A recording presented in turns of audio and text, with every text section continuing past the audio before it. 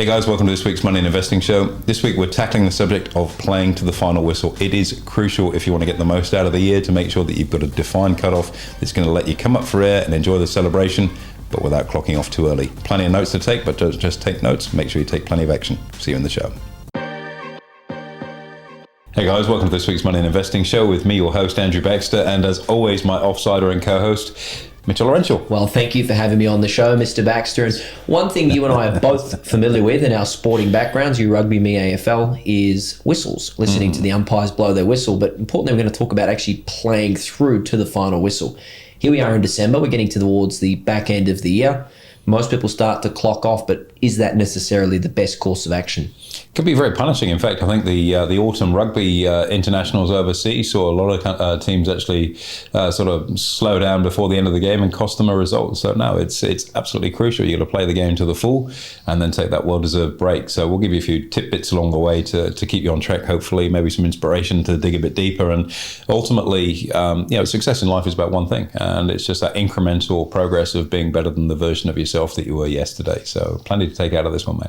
All right, let's jump straight into things. Let's talk about what not to do, and then we can talk about what to do, because more often than not, doing the opposite of what's wrong will mean what's right. So what do most people do in this scenario, AB? Human nature is such that as you start to view the finish line, and I guess we're talking about Christmas or the Christmas holiday shutdown, for many people is psychologically you start to just ease off the gas into the end of the year. So, we're almost, it's nearly December, so that means we're breaking up in a couple of weeks' time. So, all right, let's just cruise into it and have a holiday, and then we'll come back into it next year. So, effectively you see the back end of the year out, maybe running at, 4 or 5 out of 10 instead of 8 or 9 out of 10, for example. And why is it such a thing to get hung up on? Well, the answer is really simple. If you clock off for the majority of December, and chances are, it's school holidays, we've got Australia Days, 26th of January.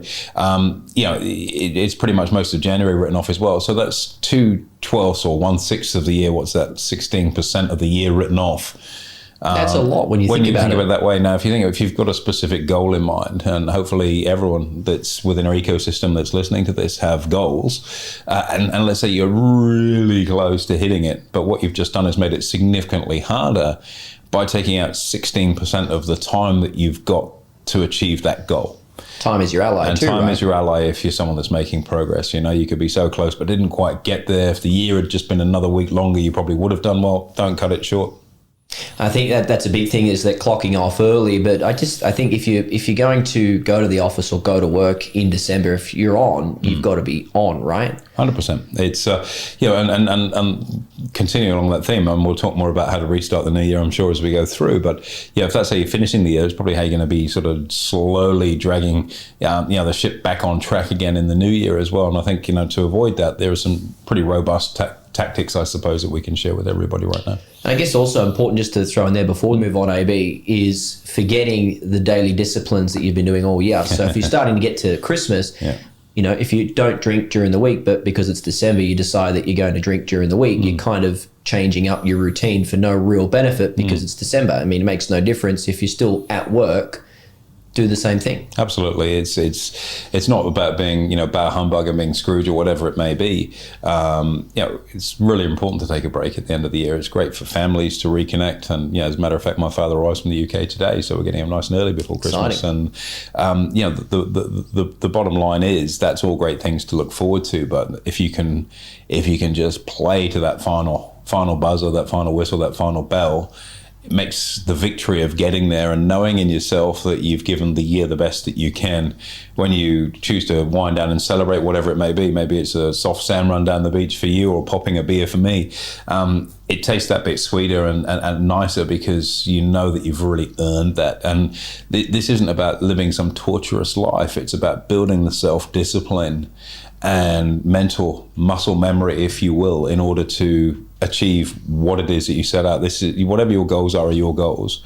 You set them, we didn't, but you should make sure you achieve them. I love that. I really do. So with that, AB, let's jump into some strategies, because it's easier said than done what we're talking about here. And we've all done it before, admittedly, we've all kind of clocked off before we should have. Let's talk about how, not with you, of course, previous life. Let's talk about how we can avoid doing that? What are the strategies you suggest? Look, I think more than anything, and I'll tell you an anecdote from my last Christmas in London in a minute. I think setting a hard finish line is really good. And one of the things that we talk about within a money and investing planning system is having segmentation rituals, how to segment the day when you get up, when you start work, when you finish work, and when you finish the day, to enable you to have a really clear distinction so that when you're on, you can give it 100%.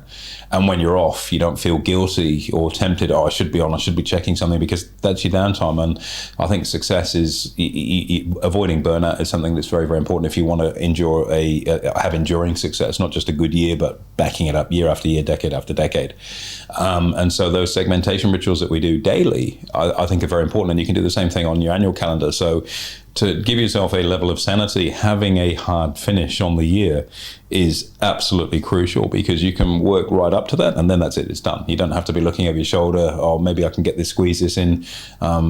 You've just got to, that's when the curtain closes, that's it for the year. If it didn't get done then, well, it didn't. But you play right up to that to make sure you get there, if that's one of your goals. It gives you some clarity too, because 100%. There is a finish line.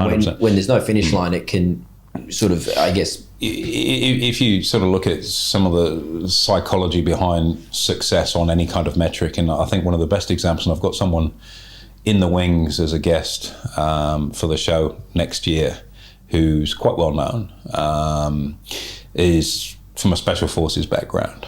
Ooh. And one of the hardest distinctions, I think, and you're from the fitness industry, through your family and your sporting background, one of the biggest distinctions between special forces training and sports training or regular Joe Bag of Donuts training that we all do is that there's no finish line for special forces training. There's no feedback. So you're doing push-ups. There's 10, 20, 50. There's no quantum. You just keep doing them until you're then told to stop. And psychologically, that's incredibly difficult because you just don't know what's coming next. And it's an internal battle then to try and preserve, because we're all used to a finish line, it can be 10 or 20 or 30 or whatever, and we're done and we move on to the next thing.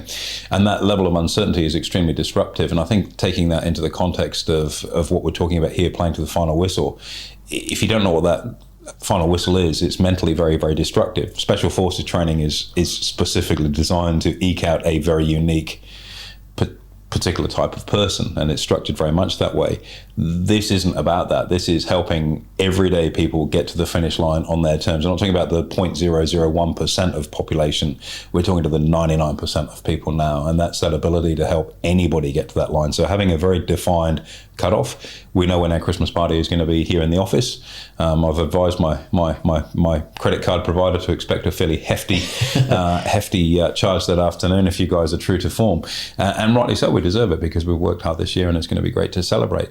But the reality is, up until that point in time, we're game on. Absolutely. But we've got a very hard finish line too, to say that's it, that's the curtain closing on the year and we're done. And we'll do everything we can to make sure we achieve that which we set out to, what our intention was, which to a large extent we have. And if we haven't, we'll work right up to that, but that is the cutoff. Now, I can sometimes be a bit extreme. I say, no, it's not good enough for me, but we're a team and we've got to work to what's best for the team, and everyone needs that airspace to come up and gasp and go, wow, and then look back and recognize the achievements of the previous year too. So, yep, hard cutoff has to be. Gotcha. And so you go real hard right up to that finish line, and then it's done. And you can walk past it and go, that's it, I feel good. And preempting, I guess, our next point of topic of conversation, you know, don't need to do anything special. You just need to do the basics. Yeah, I think it's a really philosophical sort of question. And we talk about world-class basics. You know, people want to conquer the world, but they can't make their bed in the morning. One of the things I'd encourage people to do, if you need to give yourself some momentum, mental momentum, physical momentum, whatever it is become the best at things that require no talent. Oh, I love that. And that way it just strips away any kind of excuse, oh, I couldn't do that, I'm not that person. I couldn't get up on stage and speak to 1,000 people, or I couldn't work out that particular trade strategy, or whatever it might be. And instead of beating yourself up at what you can't do, embrace everything that you can and be the best at it. Be on time, be kind, be polite, be professional, be curious, have empathy, all of those sorts of things. Anyone can do those. You don't require a special skill set for that. You need to think about it. And the idea of doing this isn't we've got all this great bunch of people that are kind and empathetic and are on time and get the basics right. The idea of that is that what you're doing is setting your standard higher. And when you create a higher standard for yourself, it creates a vacuum behind that sucks everything else up with it. A rising tide, after all, lifts all ships. So something to focus on is, okay, set yourself that hard finish for the year, play right the way through it. And as a focus for the next 3-4 weeks or whenever this broadcast goes out, is to very, very specifically focus on becoming the best at things that don't require any talent. Be the friendliest person, kindest person, enthusiastic person, whatever it might, and see where it takes you mentally, because it will give you a new game to play. So if you're bored, stale, tired, worked over, don't have the bandwidth left because this year may have been hard for you, now you've got a fresh challenge, and you've got no excuse for having a crack at that challenge, because anybody can do those things. That philosophy and that mindset is important, and I guess we probably leads into our next point to add on to that, AB, is we talk about easy decisions versus hard decisions, and that mindset is imperative to distinguish between the two and then carry it out. So if you're thinking of giving yourself the challenge of focusing on being the best at things that require no talent, the next thing on there is to start filling your day with making hard or easy decisions. And if you think about over the course of a day, you've always got a hard or easy decision, and you can make things harder or easier on yourself. Now, I'll give you a really simple example. On the way to work, you could have had a healthy breakfast, porridge or oats or muesli or whatever it might be, or Macca's. Macca's might have been easier because it's a drive-through, as opposed to having to get up and physically cook something to eat that might be healthy, or getting out of the fridge or prepping it or whatever it might be. But which one is going to give you the best outcome over time? The hard decision every time. And the hard one is the one that helps you build up that mental fortitude. I'll give you a really simple example. When I was playing football, I used to hate running. And then I grew to love it, as we all do, because it's just the discipline that you need if you want to be fit and able to compete at a decent level of sport. And you have a choice back then. Back then, you used to have, it was a great invention, it's called the Sony Walkman. All right, forget about your little white buds and the E&A. You had these big foam mothers that used to sit on there, listen to the cassette tape, another thing that you've seen in the museum, and you get to listen to your tape on the belt on the way around. It sounds like something you'd see in Kath and Kim or something like that, right? and you could listen to your Walkman when you ran, or not. And I always used to choose, when I was training, not to listen to music, for the simple reason that when I was playing, there was no music. There's no Rocky theme going on in your head. You're not listening to it when you're playing sport. It's the reality of being in that situation. So why soften the training by giving yourself a distraction when you can embrace, oh no, this is hardcore. It's sort of Dave Goggins, embrace the pain, pain's good, all that sort of stuff. But all you're doing is using the music as a masking agent to make it easier, when in actual fact, the biggest benefit for you is to do it the hard way and enjoy doing it the hard way, because the benefit for you is significantly more, not because you're fitter, but your mental hardness is there. So how can we relate that to if you're in the office towards the back end of the year? What kind of decisions do you see most people choosing the easy versus hard? So you've got two poles. You can bury yourself in admin, or get the desk clear, get all those invoices moved off the desk, and all the sort of chores that can come along in certain roles. Or you've got this project that is going to bring great growth for you or the business next year, which is quite involved. It's going to be hard. You have to put some big hours in, really dive into the spreadsheet. Oh, look, it's nearly Christmas. Look, we're behind schedule anyway. The IT team are going on leave on the 18th. No one's going to get round to it, so I'll just leave that for the new year. They're your two choices, easy or hard. Grab the hard one every day of the week and just be that person, that leader, whether it's whether you have a responsibility of leadership in the business or not, or you become the employee that steps out of the pack by continually grabbing the stinging nettle and saying, I'm taking this. Yep. And that's a really interesting one. And again, the personal growth that comes on the back of that is absolutely massive, because if you're someone that's a procrastinator, for example, you find it hard to make decisions, and it's always easy to just chip away and distract yourself with the admin-y type things that isn't really achieving much, but you feel like you're busy and getting stuff done even though the needle's not moving. Taking the alternate mindset of going, no, I'm just going to grab the hard thing on there, starts to get you good at making decisions. And if you were to tally them up, you got hard decisions and easy decisions over the course of the day.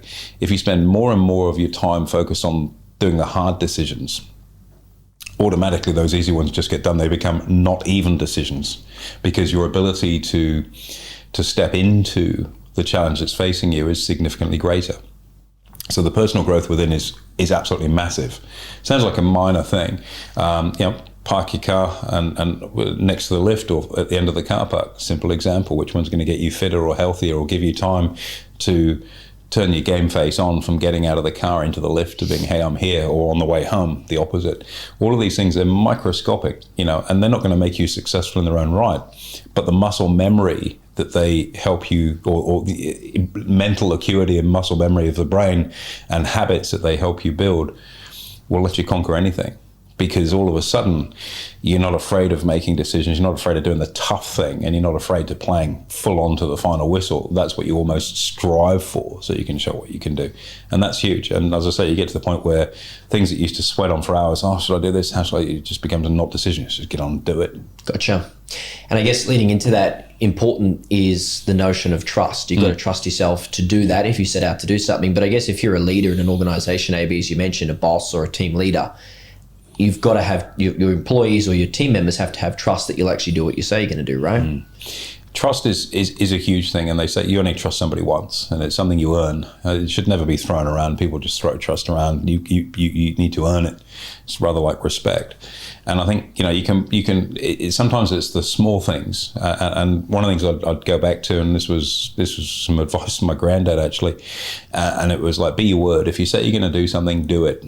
If you're not going to do it, don't say you're going to do it, because all you do there is create this level of disappointment, either from others or in yourself. So, if you're an employer and you say, we're going to do this, and then you don't, all your staff look at you and go, whatever he says is a waste of time, he never does anything. All of a sudden, you're not the leader anymore. You're the butt of the joke. Or if it's in yourself, be true to yourself. If you say you're going to do something, get on and do it. And the reason for doing that is it's simply going to help you build trust in yourself and recognize and give yourself some love too, that you are a leader of yourself. You control your own destiny. And it can be such minor things. I remember building trust and leadership isn't about being the leader of the team or the boss. I remember when I was playing football, I went to one club and a lot of money went into that club, and there were a lot of high-profile people got purchased and on contracts, and there were people like myself that had been there for a little while that were sort of semi-displaced. And you're looking around and going, well, what do I do in this situation? And there are these micro commitments that, okay, if there's a tap penalty and you're going to get belted in the contact situation, and they've just and it's a defensive tap penalty. Be the person that takes the hit up, always, every single time. Be on my ball, I'll take it, and just be that person. And you're going to get hurt, and it's going to sting afterwards when you're in the ice bath, or if you're in the bar having a beer, lauding the hit or whatever it may be. But all of a sudden, those people around you start to look and go, well, there's someone we can rely on that's going to step up for the team, and all of a sudden they treat you differently. It's a subconscious thing in a contact sports situation. If there's, and I see it in our team here, like for example, if we've got some stuff that's going to an event, and typically our admin team are predominantly female in this business, and if they're taking some stuff down to the car park, I know there are people in the office who say, let me take that down for you. And it's not necessarily an act of chivalry. It's it's going to be easier for me physically to carry that than you. And it's not gender-based. It's just a fact of life. And it's those small micros, and there's nothing in it. There's no remuneration for it. There's no, that was really kind. It's just that commitment to doing what the team needs doing. And they're only really small things like that, but it's that they add up to bigger things. And when you start to be that person that'll step up and do what needs to be done, even if it's not in your lane, that's a real leader. And you don't do a lap of honor and get the kazoo and blow about it and go, hey, look what I just did, because everyone knows what you did. Gotcha. Most importantly, you know what you did. And that internal trust that you can then start to build is what breaks the shackles off from wherever you are playing in life, good, bad, or indifferent, and will help give you the skills and confidence to that next level. Success and self-discipline, it's not like taking a cold shower. That's not going to make you millions, but it's just another veneer in the plank of success. And if you build up that sort of that discipline always to be the person, you're not the supplicant. You're not the bag carrier. You're actually the leader. Gotcha. Totally different perspective. Something to think about there. Love that. That's great advice, AB. And I think everything that we've covered here, I mean, all in all, it's fuel in the fire, right, to play through to the final whistle.